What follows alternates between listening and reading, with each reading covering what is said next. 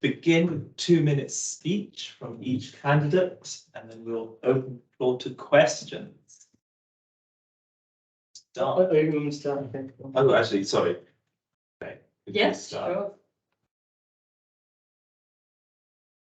I'm Clay, my pronouns are she, they. I'm a third-year proposed biochemist and dedicated change maker. During my time here, I've worked within common rooms, societies, and the SU to achieve positive change across the university. Seen what works, what needs to be improved, and what's still missing in this institution to ensure the best student experience. Then, as a queer disabled person who previously suspended, I've seen firsthand how the Oxford system lets students down once they're through the door.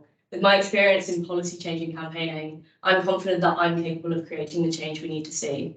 There's a lot that needs to be done, but I believe the SU does have the potential to be a powerful force that effectively represents and advocates. And I believe that with my clear vision and values, I can build it into an SU that listens to, learns from, and fights for its students. That's why my first priority surrounds empowerment and well-being. I firmly believe the two things go hand in hand.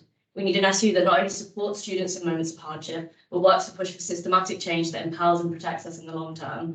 I want to increase support beyond term and would push to reform hate speech, harassment, and other policies that in their current state do very, very little to provide real protection for most vulnerable communities. My second priority is tackling the negative impacts of the cost of living crisis.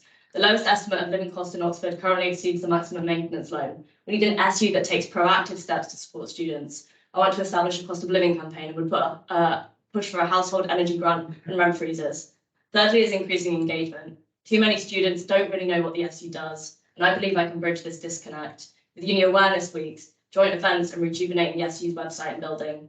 My final priority is taking the burden off the students. I know all too well the huge burden that is placed on untrained and unpaid volunteers. I want to work to reform the system to relieve this pressure and better support those working hard to achieve positive change, with centralised resources, wellbeing provisions, and best practice guidelines. Please check out my manifesto to see my vision in more detail. It was made with consideration, care, and conversations with so many student representatives, and I hope it's a testament to the leader I would be, one that actively engaged with the concerns of communities I'm not a part of, one that does my work to represent all students to the best of my ability.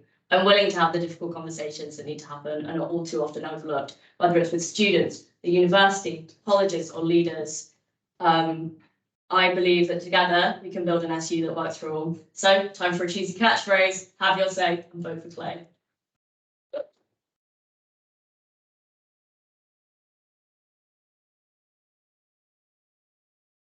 Well, I think front and centre for my bid for president has really been the vital role that we must serve in engaging with the general student body. I think we often forget that the student union is actually first and foremost the union to represent the interests of students.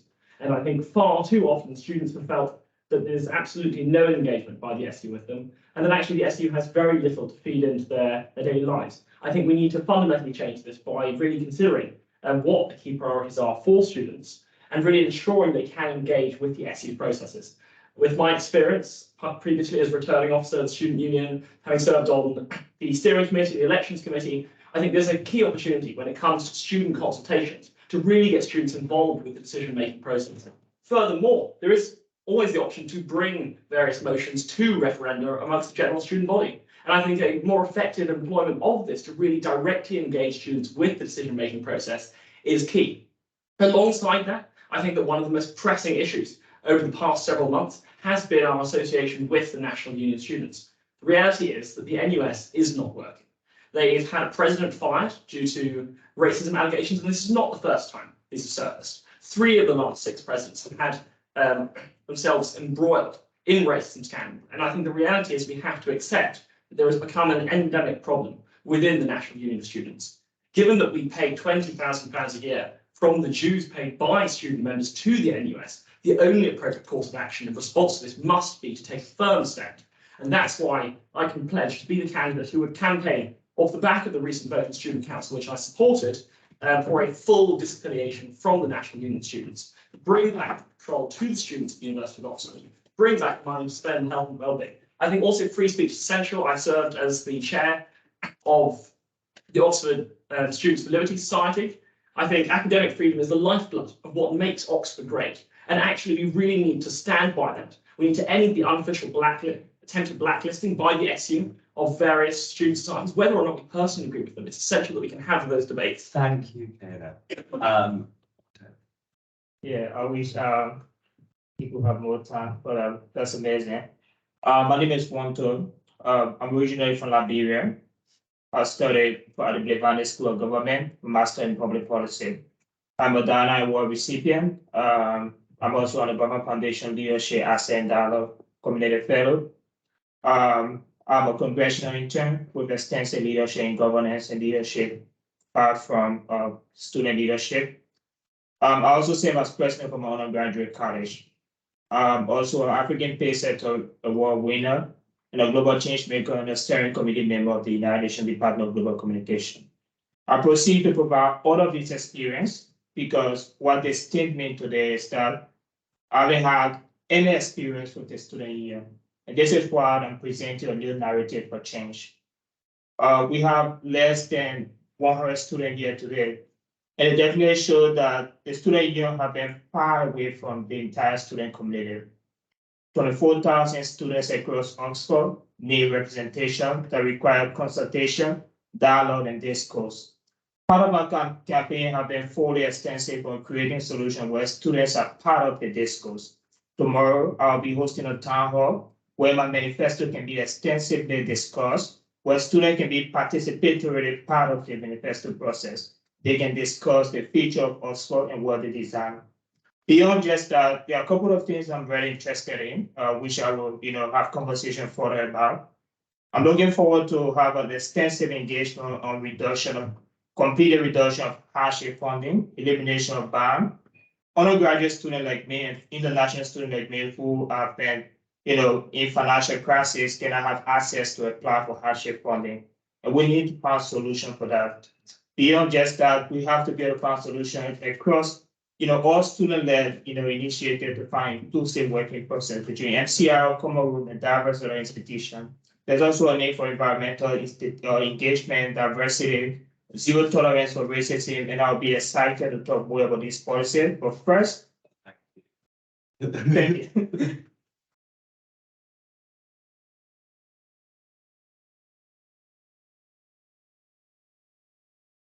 I prepared a little something. So.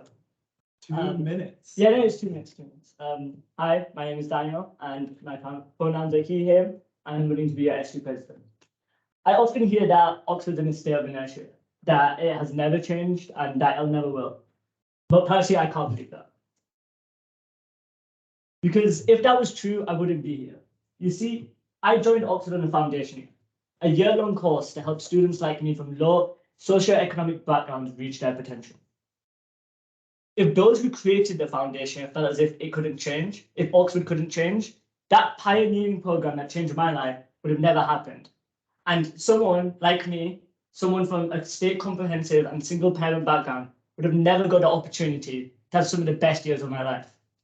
So I do believe change in Oxford is possible. And we're doing a disservice to everyone who needs Oxford to change if we forget that. However, even though change is possible, that doesn't mean it will automatically happen. We need positive leadership who knows how to lead change. I know I can do this because I've done it before. As co-chair of the Oxford University Labour Club, I introduced an access membership, a welfare officer position, and a whole new complaints procedure. As vice president of the Oxford University Pakistan Society, I brought our club back after COVID and organized an Oxbridge boat party. And as co-chair of this Oxford SU's Class Act campaign, I massively increased our engagement, leading to events of over 200 people. And as I said at the start, I know how to lead change as your SU president, because change at Oxford is personal. I know the difference it can make, and I hope through hearing these hustings and reading my manifesto, I can show you that I can make change happen. Thank you.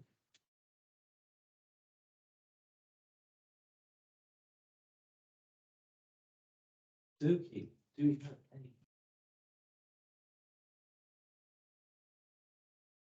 any? If there's someone dead or alive, you would say that your role model is, and something you would learn from them for each candidate. Yeah, sure. Tough one.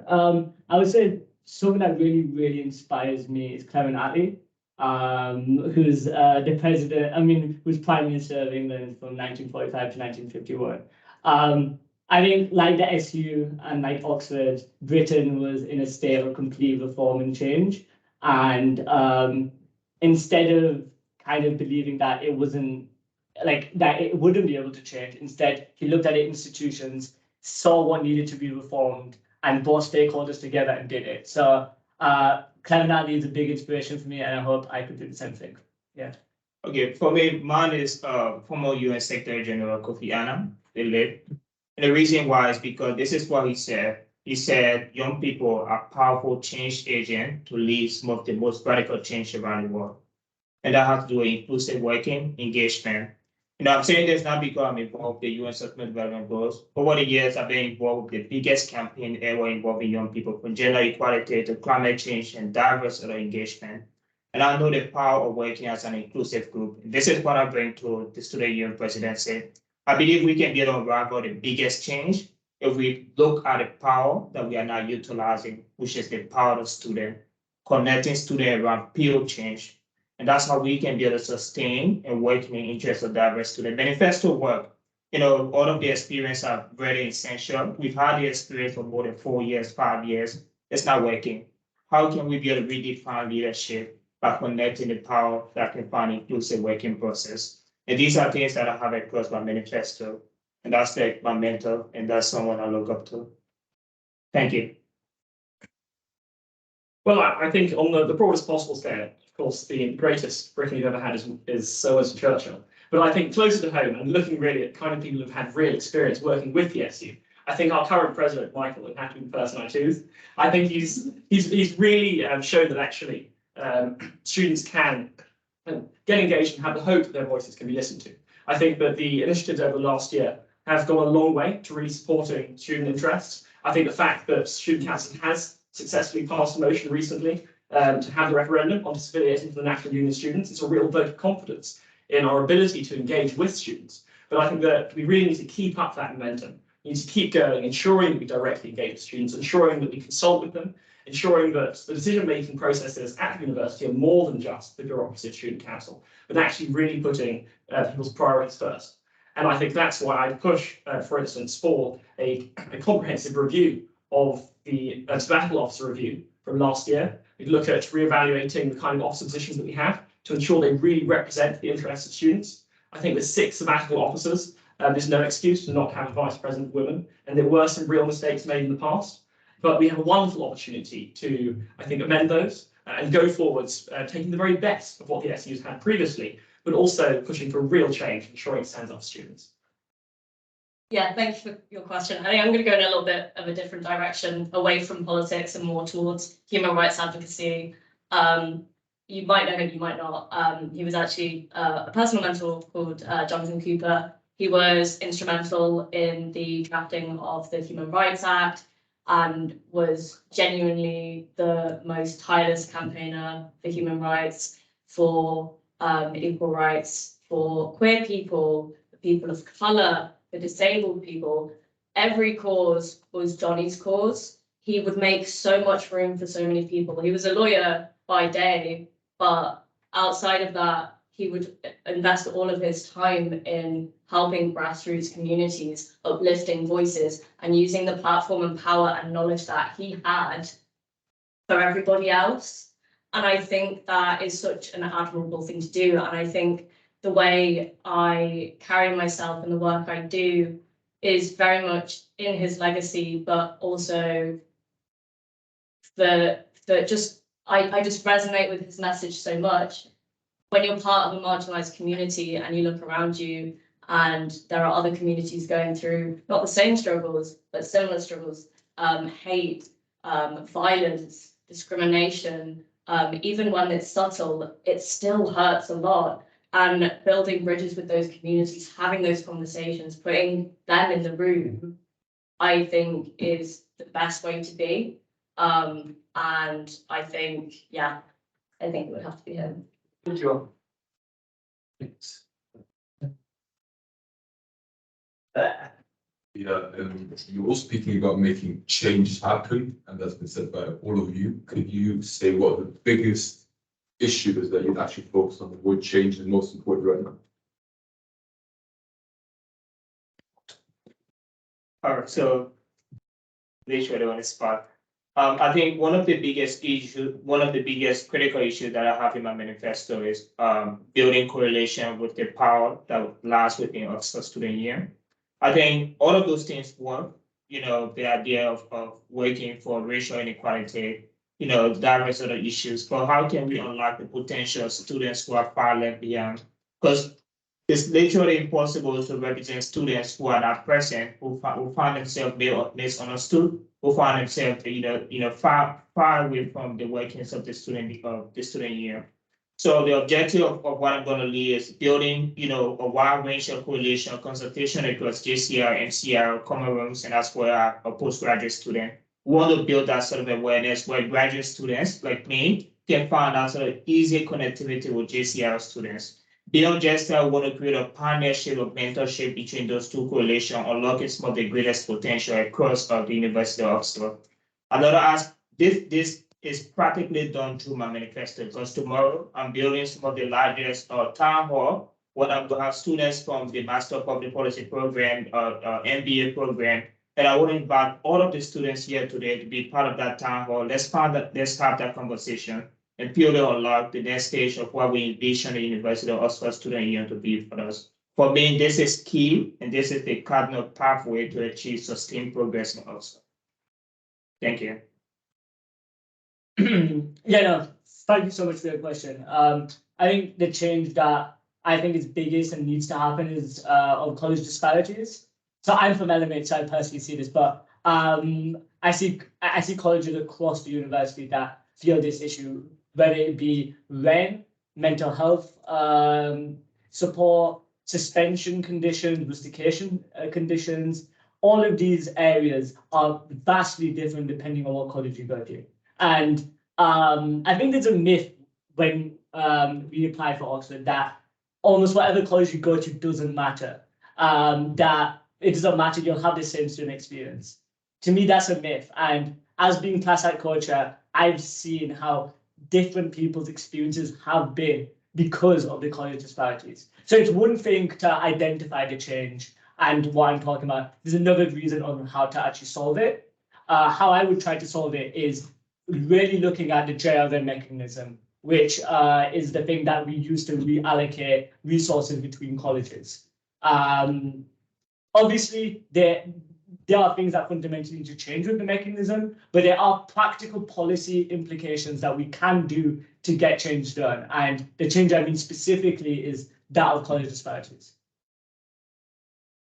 Yeah, I think a really urgent thing that Oxford is lagging behind on in terms of policy at the moment is like the cost of living crisis. I think it's not talked about enough, especially, I mean, it links into sort of college disparities, but we need a centralized system for cost of living and helping with general living costs. I think pushing for like the household energy grant would benefit so many students. It would not only benefit those who are from smaller colleges who don't have the accommodation space, so have to go outside of college on other years, but it would benefit suspended students who want to be able to stay in Oxford when colleges kick them out. It would benefit postgrads. It would benefit so many groups within the university, and I really don't think it could be overstated. And then in terms of like on a college level with rent freezes, and in terms of practicality, the SU is already doing brilliant rent negotiation workshops, but a lot of people don't know they're happening. And so raising awareness around those is really important. But also I think taking those to colleges directly, I think making people come out is a lot of labor for people. So actually going to people, bringing them the skills, bringing them these workshops, or raising awareness of the funds that are available, making the hardship fund that the university has more transparent, make it easier, make people know that it exists, because a lot of people think it's just college funding that you can get, but you can get it from the university. And Wanto made a brilliant point about how a lot of postgrads don't even have access to that. And I think that's something that really needs to be advocated for and really needs to be pushed, and urgently, because cost of living is just getting worse. Well, I think the key issue for student union at the moment is that it's not working necessarily for students anywhere near as effectively as it could be. I think where is the student union when the student has been pushed into rusticating and really find themselves alienated by their college? Where is the student union when students are facing very serious problems when it comes to rises in rents imposed by colleges? Where is the student union when it comes to standing up for student interests when perhaps there hasn't been a discourse between the SU and striking teachers and lecturers who are providing essential education, particularly people going into their finals? I think the reality is that it is first and foremost a union. And what it should really be doing is proactively seeking out opportunities where it can advocate for students. It's brilliant to have workshops that are targeted giving people skills to take a stand against colleges when they're not acting in a fair-handed manner. But actually, we have a real power as a student union to negotiate in a way that individual students can't. And I think what's key to the role of the student union is identifying what those key issues are for students, whether it's the cost of living crisis, whether it's the current treatment of rusticated students, whether it's the very serious issues when it comes to the marginalisation of certain students within colleges, and actually advocating for those, standing up for them, having a student union, and having sabbatical officers who are willing to go and speak directly to the key decision makers. And that's something I've had experience with, having represented students to the faculty with the economics UJCC, which I was the PP rep for, and chairing the politics UJCC. I think there is a real opportunity for dialogue at the very top with both university and colleges, and it's the SU that's best placed to do that, and really can proactively be doing that a lot more. Right, okay. I had some questions in the chat, so I'll do one of those now. How would each of you manage the SU's relationship with common rooms and representatives? Good. 30 seconds, I think, a speed round. Yeah. Well, I think there's often the perception actually of common rooms and the decision makers in common rooms that things like press-con work far better than consultations with the SU. As a member of the Christchurch JCR, my JCR actually disaffiliated from the student union on the basis that they felt it wasn't being listened to. I think we need to create a space where common rooms can directly engage with student council, with sabbatical officers. I think some sabbatical officers have already been running consultations with representatives from common rooms. We should expand those. We should really get students directly involved. I think we want to expand the scope of student council, and we want to actually be learning from what common rooms are doing right, and also supporting them, giving those elected but unpaid students who are serving their community in common rooms the skills they need to really stand up for the members they represent. How would you manage the SU's relationship with common rooms and representatives? Okay, I think there's a lot of distrust between JCR committees and the SU from being on both sides of the coin. And I think a lot of people think there's a lot of untapped resources, which there are in the SU. We're in a very unique position to be able to collate resources from across colleges on loads of different aspects of college life and present those and take that burden off of students from doing it themselves. And once you have those packages, it makes life for common rooms a lot easier to advocate for changes. But I also think it's important that the SU then takes part in those discussions and supports those students when they're going into those difficult meetings with their college heads, because they are the people more likely to get into those spaces. And often it's the JCR president they'll be listened to over a sabbatical sit in some colleges. And so it's a case of giving them the resources to be able to go and do that and having a more practical approach to it. Yeah, so to answer your question, much closer. Right now, so I basically spent the past week trying to speak to as many JCR and MCL presidents as I could find. And the truth was not a lot of many tried to respond because they were quite apathetic with the SU. Even though they all had personal great relationships with the SABs, they felt as if the SU as an institution didn't necessarily reflect what they wanted, that they didn't have a stake within the SU themselves, that even though the SU was trying to promote change through them in the kind of top-down approach, they didn't have an ability in themselves to actually influence their change. And as JCR presidents, as JCR committees, I believe they have that right. So what I would do is I would make sure at the start of every single year, if I was elected JCR SU president, I would get all of PresCom to come together and decide on policies. And from there, we would establish what the SU would be for that year. So yeah, in answer to your question, just much closer.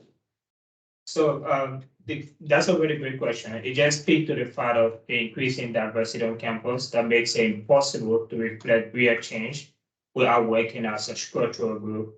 And that's why the SU need to recognize the power of the SU to play a supervisory role, including JCR, including MCR, common rules, and all of these society clubs on campus to be able to effect real change. And as president, my objective is being able to utilize this strong power in a functionally still reset. The golden objective is not just to be able to, connect common rooms and also JCR, MCRs together, but how can we be able to improve some of the working programs that we have? For instance, in my manifestos, we have mental health, tackling mental health crisis on campus.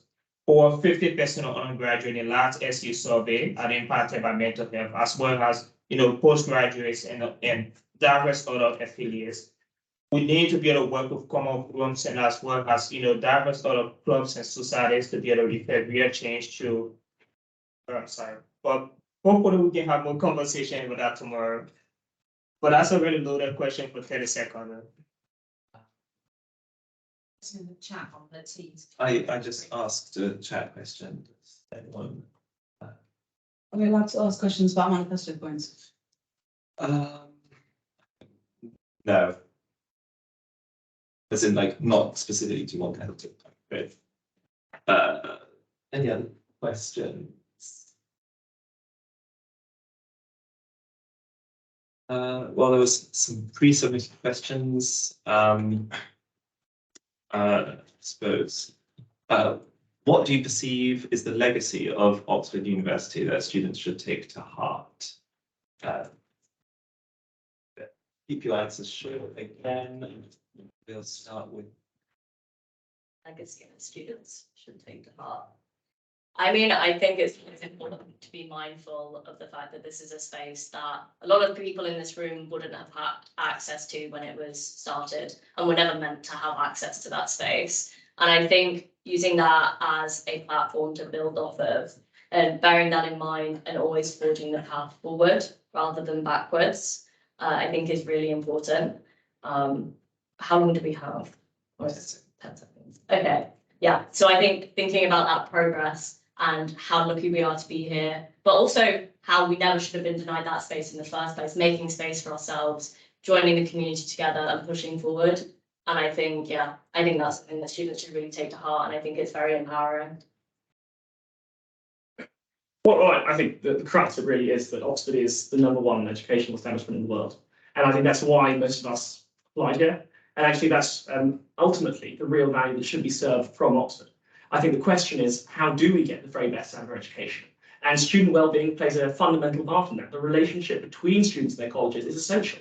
No one is going to be fulfilling their potential if they're rusticated. No one is going to be fulfilling their potential if they can't afford to pay their rent.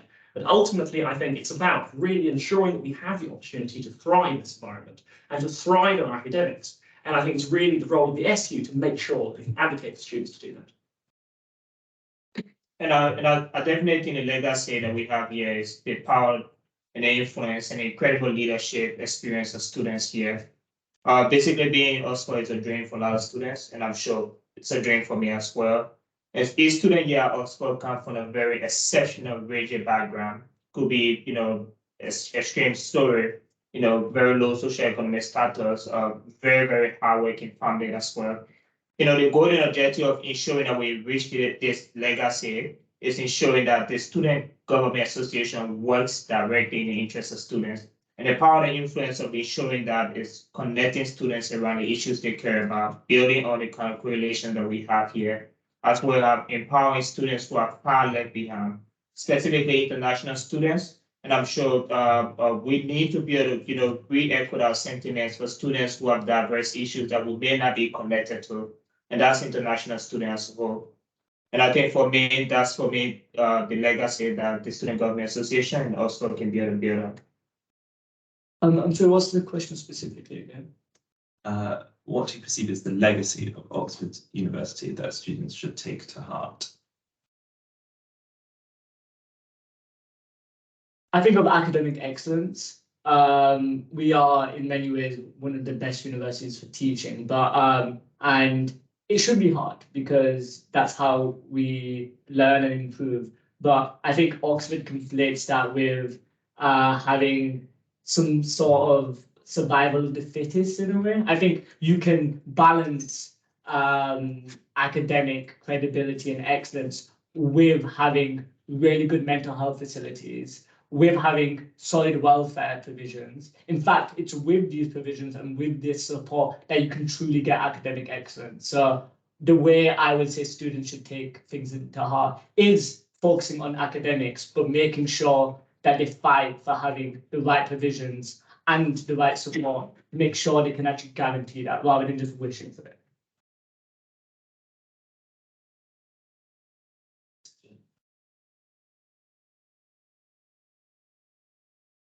In that case, I think we'll move on to the NUS delegates.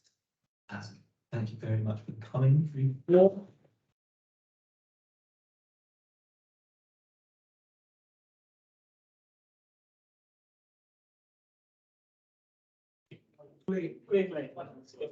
Oh, sorry. Yeah, so actually, let me just. I have this. Yeah. That's. No, right, NUS delegates. Change my phone. Oh, come on.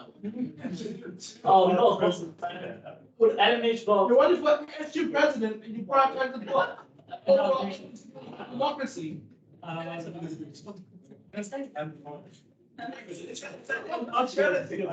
It's a question. It used to be once. Yeah. Yeah. You Sons aren't allowed to. But we don't make laws. They're not, you're not supposed to endorse kind of. They're also not allowed to give advice To be fair. to anyone. That's been very, very clear. The Souths are not allowed to advise any candidate because it's unfair. That's not a rule I said. Yeah, well, you told me that. You're like, I can't say anything but you. It was a South 2 years ago. So I think I'm gonna say South basically says that's They have to be fairly advised.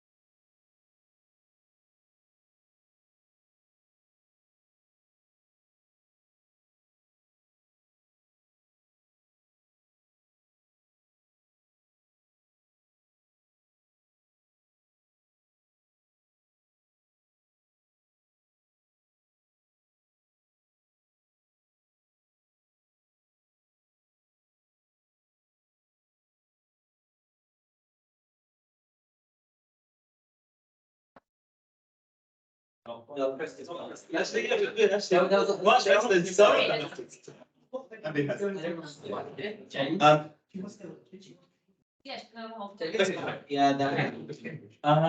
Let's start with Alex. Right. 2 minutes, please. No worries. I don't have a speech written, but I basically was an NUS delegate last year, so I'm going to talk about the things I've done since.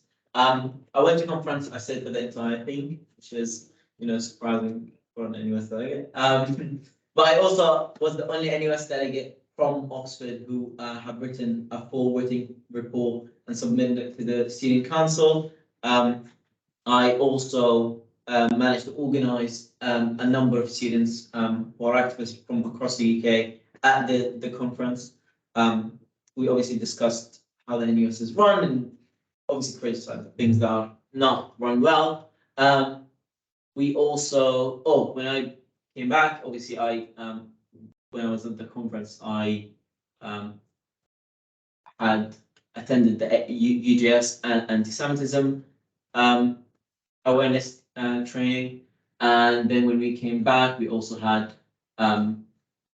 obviously a few things happening with the elected president. So I've written an article to fight against anti-Semitism, as well as unfortunately Oxford SU did have a statement that wasn't really good on it. So I tried my best to hopefully change that. Unfortunately, it didn't work.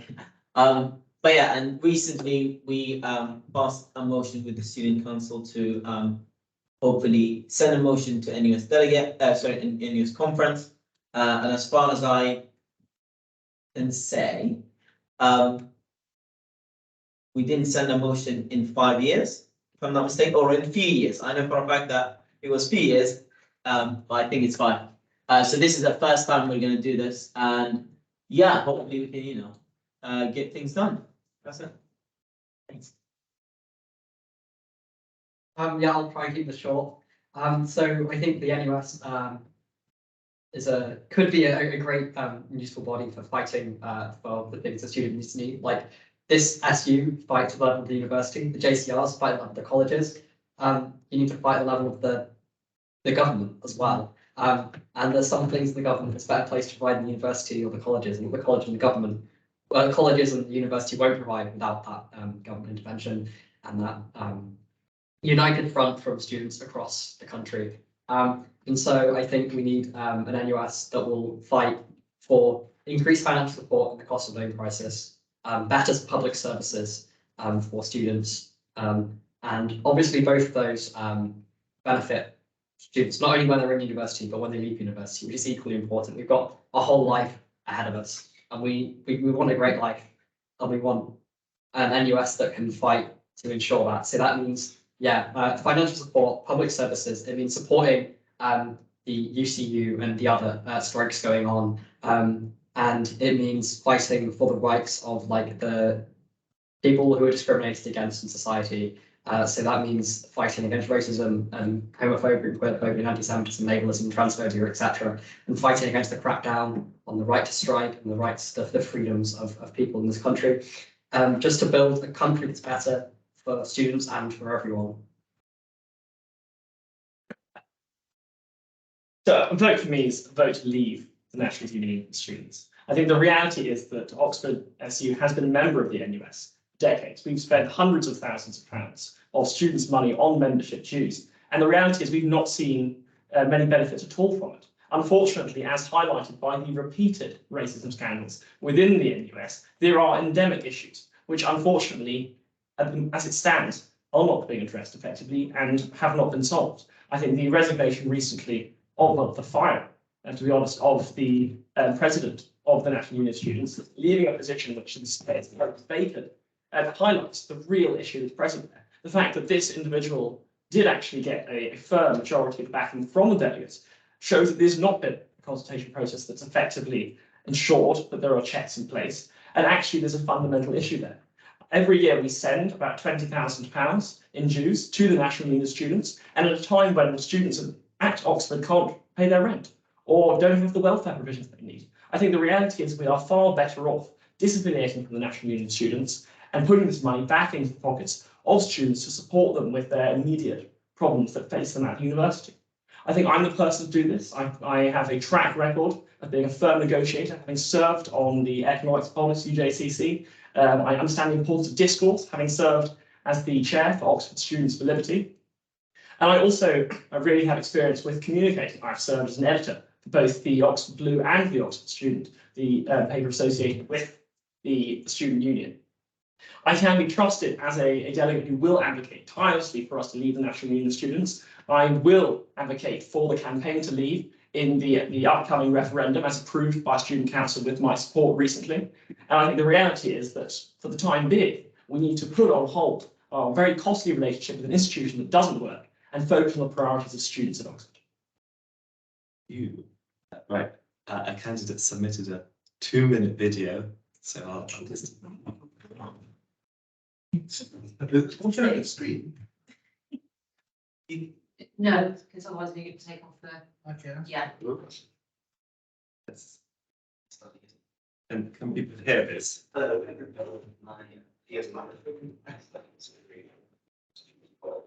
second year, and I would like to be one of your NUS Delegates. I think there are two where I would let NUS Delegate. First is my experience, and second is my dedication. So, first of all, my dedication. I care a lot about issues, specifically student issues. I've actually been involved in advocating for young people for many years. I was elected to the Youth Parliament, served there as a representative for Hampshire, 2 years, speaking in Parliament, speaking with MPs, cabinet ministers, advocating better lives for young people. I also have, in other forums, done a lot of work to try and make sure young people are heard, represented. And this leads me on to my second point about experience. I've actually been involved with the NUS before. I was elected president of my sixth form college and spent a year working with the NUS to represent people at the sixth form college. So I know how the NUS works. I understand how its internal mechanisms exist and how to effectively advocate within it. I'm also involved with a lot of societies and organisations in Oxford, so I'm well aware of how to get along with people, strong interpersonal skills. And in my professional experience, the gap year, when I worked for a year before coming to Oxford, I also understand how professional environments work. So I think I'd be a competent, effective, and very caring NUS Delegate for Oxford, and I hope for consideration. If you have any questions, please text me or.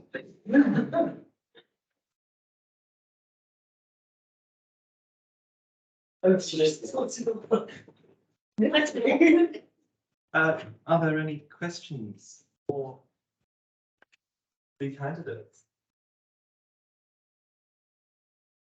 How do you perceive the utility of the NUS as a body, considering Oxford's almost unique situation as a collegiate university? I can expand on that if you don't understand what I'm saying. I think so. Yeah, I mean, as I said, there are some things that are better tackled at a college level. I think my personal opinion is we probably try and tackle too much on the college level, and maybe we should be doing it at the university level. But that doesn't really matter here. The fact is that there are plenty of decisions that are made by the university as a whole that the NUS can lobby for, and also there are decisions that are made by bodies wider than the university, by government, by national institutions that the NUS can lobby for changing. That colleges, we can't do on a college level, we can't do on a university level either. And I think that's where the NUS has its biggest utility in kind of pushing for change across different universities across the country. And so the level beyond either colleges or universities, so I don't think it's that much difference on that level. Well, I think it's absolutely, would be absolutely right to assert that the National Union of Students isn't well structured to deal with institutions like Oxford that are far more complex than just a single monolithic university. There are colleges with their own concerns, and actually the current delegate structure doesn't enable colleges to have any sort of direct communication with the National Union of Students. I think more deeply than that, though, the National Union of Students doesn't actually reflect Oxford's interests at all. None of the officer team of the National Union of Students are students from Oxford. And according to statements made to Student Council, over the past 5 years, not a single motion has been proposed by Oxford University or approved by the National Union of Students to represent our interests. And I think what this really shows is that actually the National Union of Students isn't working for Oxford. We do have a unique position as a world-leading university to actually directly advocate for student interests with government in a way the NUS can't, because of the racism allegations, the NUS has started being cut off from negotiations directly with government. And so I think if students' interests are going to be represented, if they're going to be represented at a national level, we'll need to do that through the student union, rather than through a body like the NUS, which is unfortunately at the moment riddled with academic issues. It's true. Oxford does have more power in representing ourselves, right? We are part of multiple organisations, including Russell Group. We have, alumni in government. We have so many, privileges that other universities don't. But there are things that we should be participating in, not because of the benefit. I'm not saying NUS obviously doesn't have any benefit on Oxford, and I will get to that. But we also can't say that because we are more privileged, we can walk away and not try and create change nationally for other students who don't. Because there are a lot of other universities out there who don't have the same access we have, don't have the same privilege. And instead of just saying we're good, we're gonna, continue on our own, we should be fighting for those people. And it's true.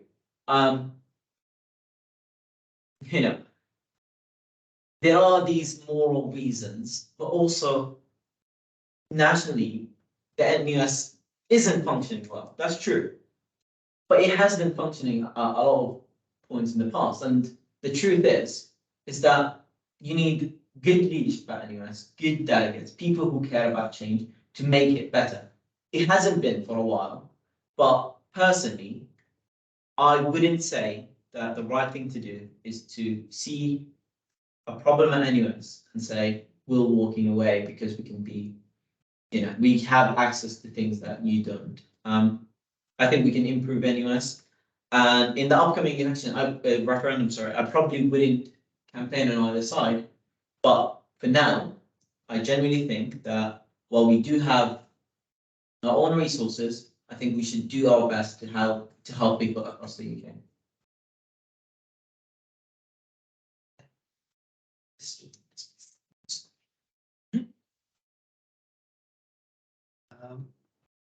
Has there been any sent to me? No, I think. I can ask a question.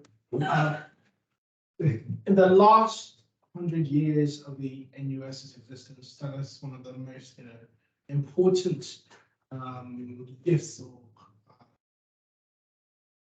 achievements of the NUS that each of you are proud of.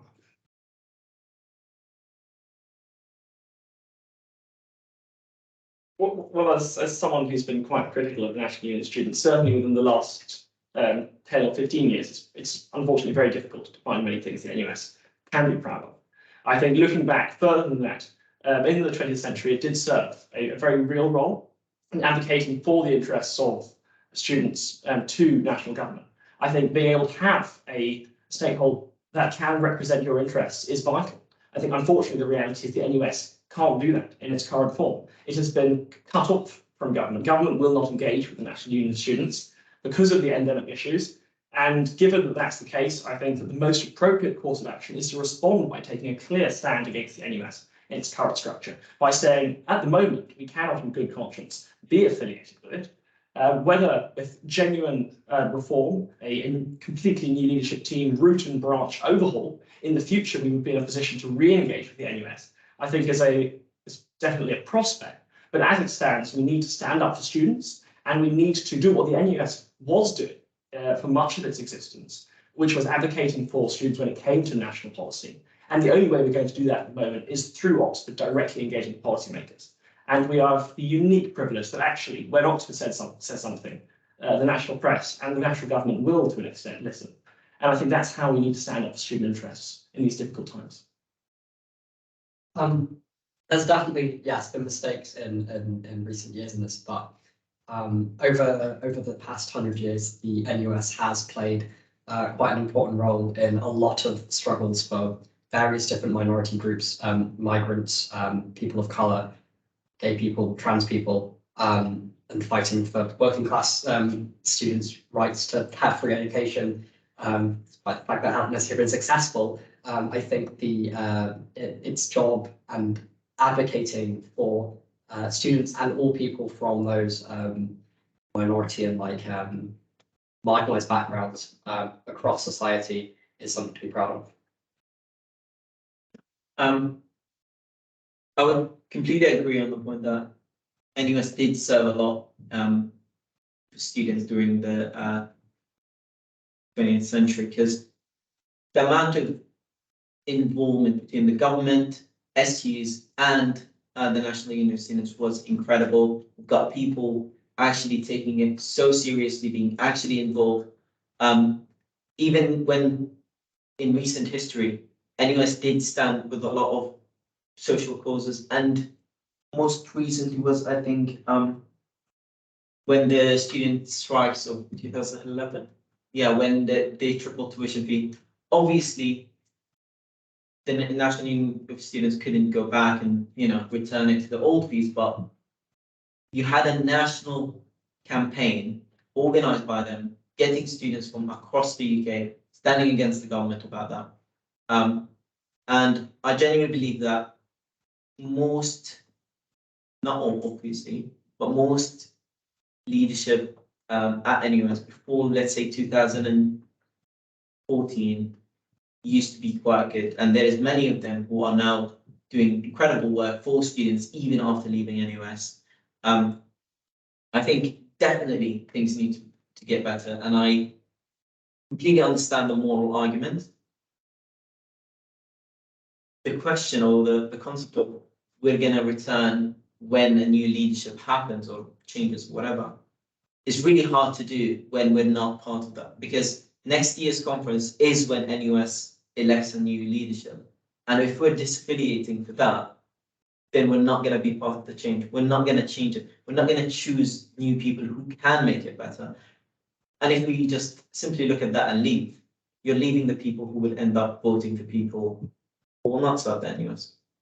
I would love if there's a new organization that's set up and we can like just simply join and make it better. But unfortunately, in the current kind of system, we need to just make this institution work because it's the only one.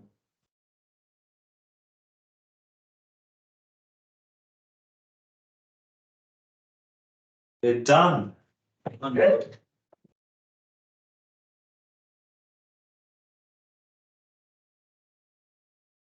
you very much, Joe. It's been a marathon session.